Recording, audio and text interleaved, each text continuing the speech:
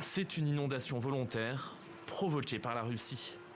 Jeudi dernier, 7 missiles frappent un barrage et les installations hydrauliques de Kryvyi Rih, ville du centre de l'Ukraine. C'est juste la guerre. Ils ont décidé d'inonder les gens. Ils se sont probablement mis en colère parce que notre armée les a poussés dans une contre-offensive. Ils les ont battus dans la région de Kherson, alors maintenant, ils nous envoient des missiles. Dans le centre-ville et les quartiers adjacents, l'eau a envahi les habitations. Au sol, trempés et détruits, des objets du quotidien, de la nourriture, des souvenirs, désormais noyés et inutilisables. Et avec eux, la peur gagne les habitants, forcés d'évacuer leur maison. Nous ne pouvions pas dormir, c'était très effrayant. Tout le monde avait peur pour sa maison. Nous allions tous de nos maisons à la rue pour voir le niveau de l'eau monter. Nous utilisions les phares des voitures pour voir l'eau monter dans nos jardins.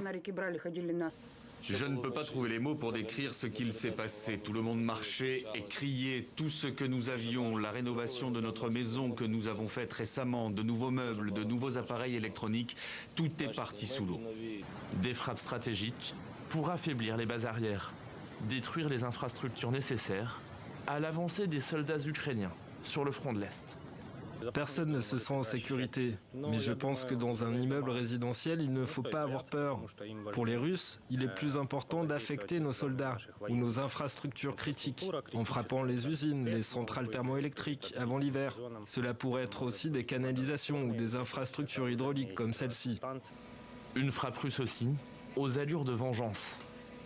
Dans la ville de naissance de Volodymyr Zelensky, survenue quelques heures seulement après son premier déplacement dans la région de Kharkiv depuis la reconquête ukrainienne.